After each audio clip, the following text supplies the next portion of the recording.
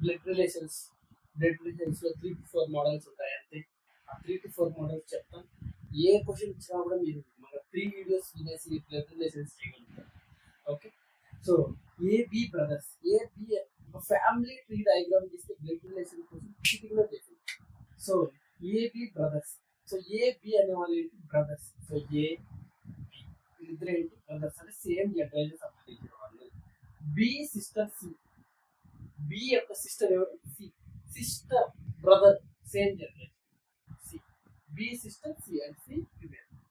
C son D, ఈ sister కి కొడుకు ఉన్నారు. సి సన్ డి, సిస్టర్ కొడుకు అంటే కింద జనరేషన్, డి కొడుకు అంటే ప్లస్.